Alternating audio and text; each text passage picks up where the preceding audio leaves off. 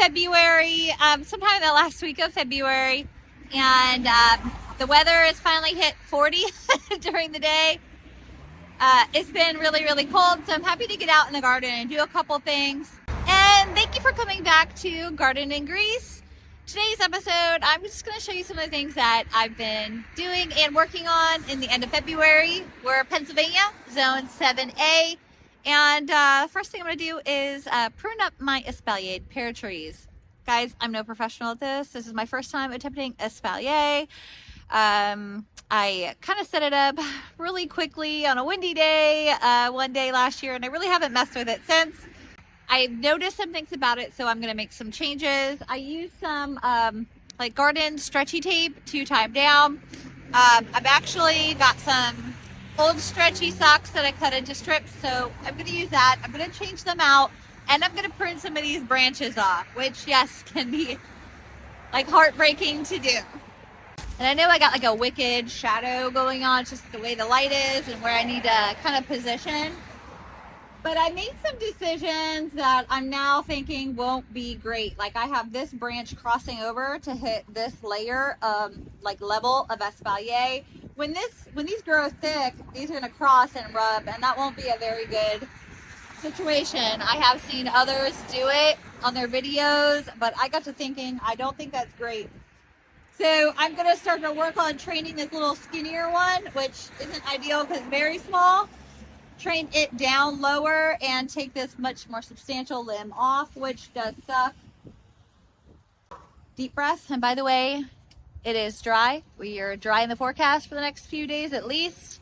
So that's why I'm doing it now. It's been a couple of days since we've had any moisture. So I don't want moisture when I'm pruning.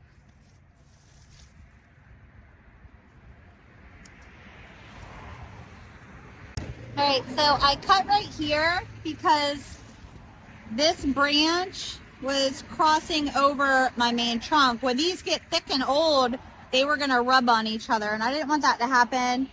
So let's cut this off. And even though this is a very tiny one, I'm gonna use that and start to train it down very carefully, down a little bit more. These stretched out a lot. I'm gonna cut that off. So I have, this is an old pair of like tube socks kind of things. So I'm gonna tie onto the wire down here. And then I'm going to just kind of carefully bend that limb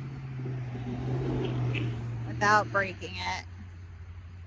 So it's easy when they're little limbs like this are a lot more pliable and they get thicker. They do not like bending at all. So I am going to take off this guy right here and this one here.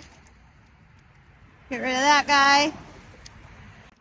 All right, so I have turnbuckles connected to the wire and these stakes, and I think these were like a medium like workload type of a stake. I wish I would have gone with the heavy because these do want to, even though they're turned this way, they do almost want to give a little bit more the higher up I go on my levels. But for the turnbuckle, I'm literally just going to turn this and it will start pulling that wire tighter.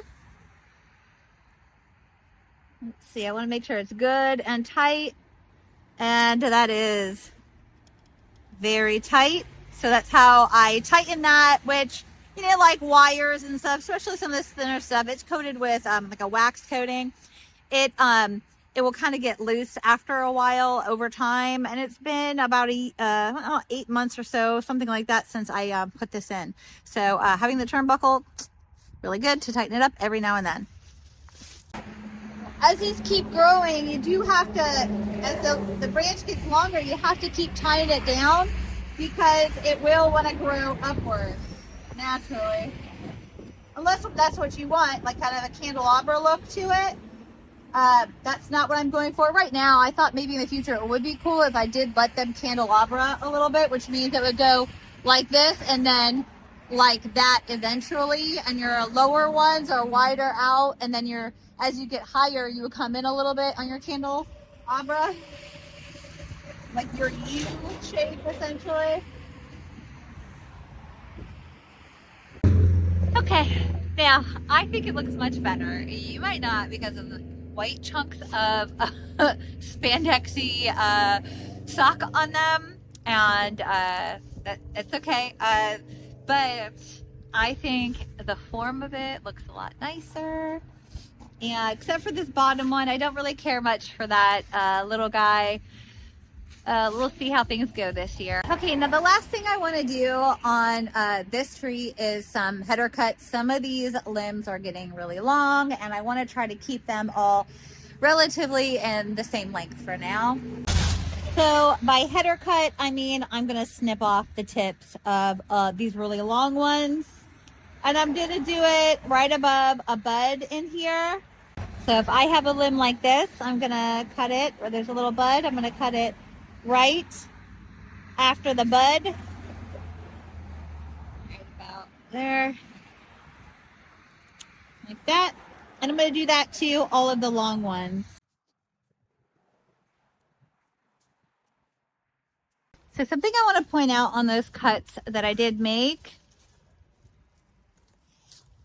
because the shadow, this might seem really weird, but this bud is facing this way. That's our house. So away from our house or up, that is the bud that I'm cutting it right after is a bud that is facing in the direction I don't mind the limb going. I don't want limbs to promote to go towards the house at all. So all of them are cut with a bud facing in the direction that I wouldn't mind the limb to continue to grow. Okay, so we're on to our second pear tree. That's all we have is two. We got them as a like breeding pair. They'll pollinate each other. So the other one was the Andrew, and this one is the Bartlett. They will pollinate each other. This one isn't growing as vigorously as the other one, which is, because of the breed, but the other one, this one actually is in a lot more sunlight than the other one. So I was kind of worried this one would outperform the other one, but that hasn't been the case. It took a long time to get any of these limbs growing at all. Now there are quite a few limbs on it, and I have better selection. I really kind of felt like I was limited when I had first set these up. So I'm going to go through and kind of make some more decisions, some better decisions on this. With this one, my porch is a mess. With this one, I do still have a leader. There was a header cut done here. This one is going straight up. I'm allowing it because then it'll branch off onto our top rail here, or rung, whatever you want to call it. So, but it'll give a really great opportunity for some of these lower ones to start to develop a little bit more.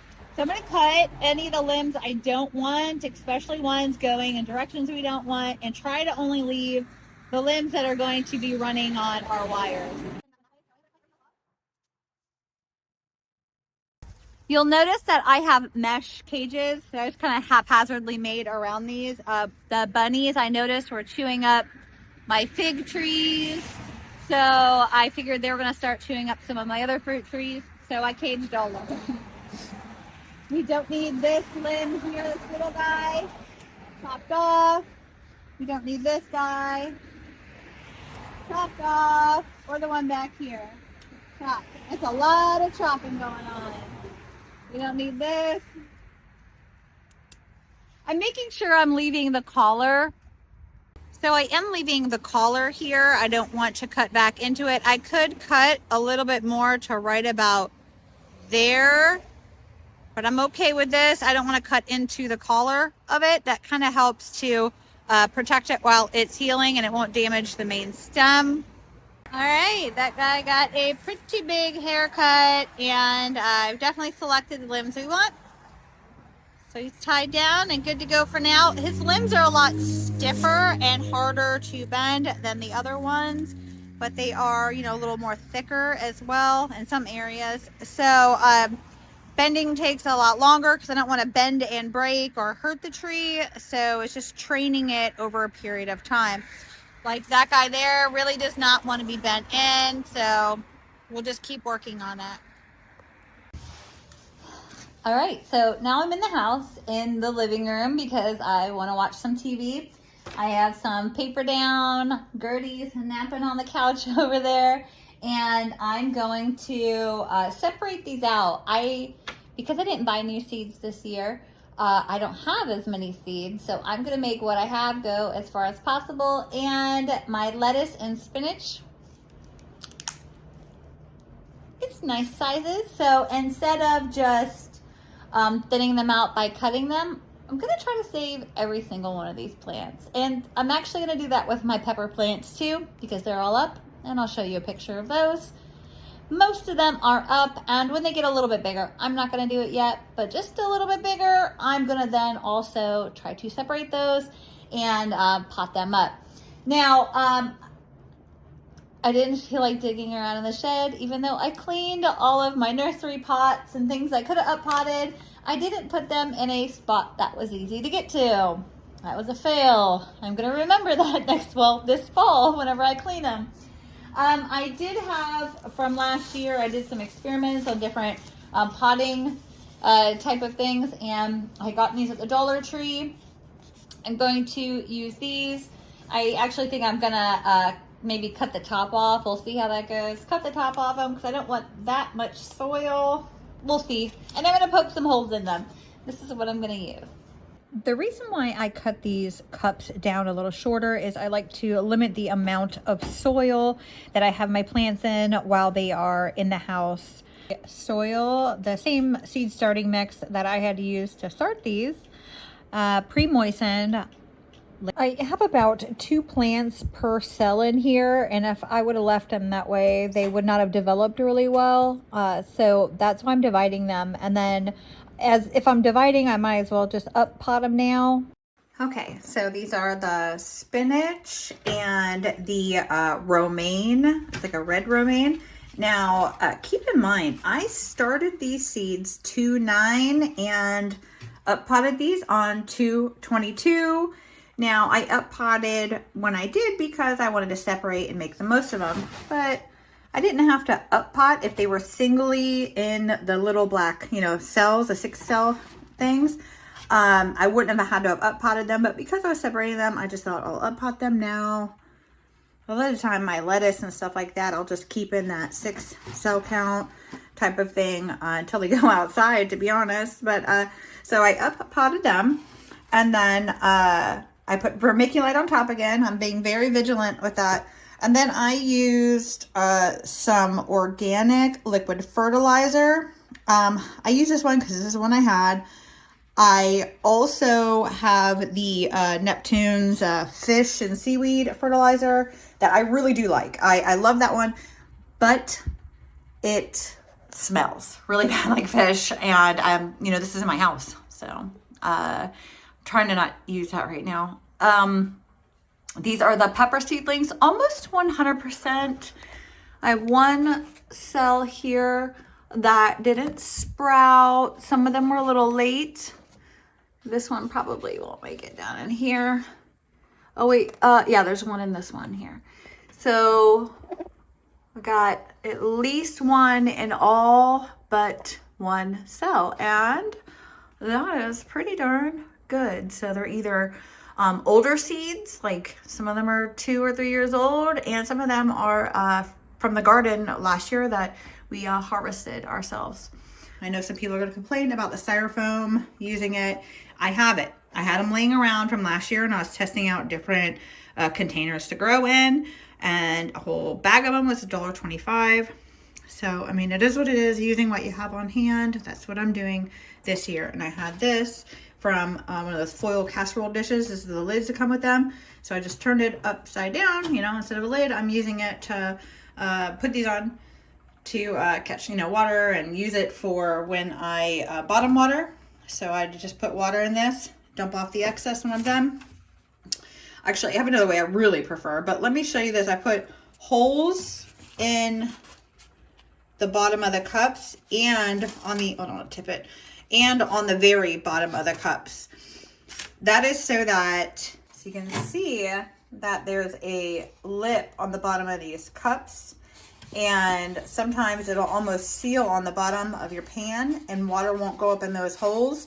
So I put holes along the sides down at the bottom and make sure that when I bottom water, I fill my container up beyond those holes so that water can go in those side holes there. When I was saying, I really don't prefer to do the watering in the container that they're in. I like to have a separate pan that I rotate my little pots out of. I will put them in, let them soak up for 10-15 minutes or so, and then take them out and then put them back in their tray.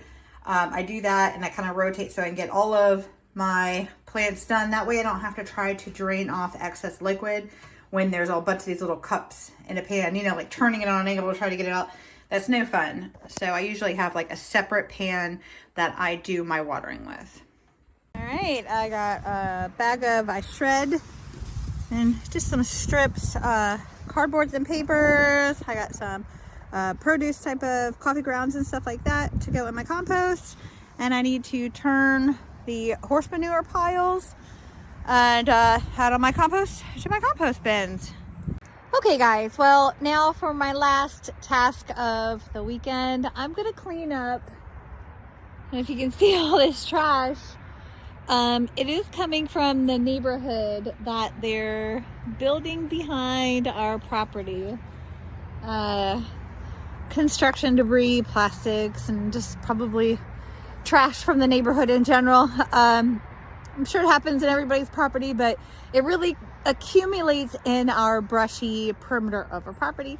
So I'm gonna work on cleaning that up, and then on our next episode, on our next video, I'm going to show you probably how I'm gonna start getting my garden beds ready. And I'm gonna try to put off chopping down any old debris from plants left over from last year in the front cottage garden, but we'll see if I can hold off too much longer. All right guys, thank you for watching another episode of Garden and Grease. Don't forget to subscribe if you haven't already and hit that like button. Thank you.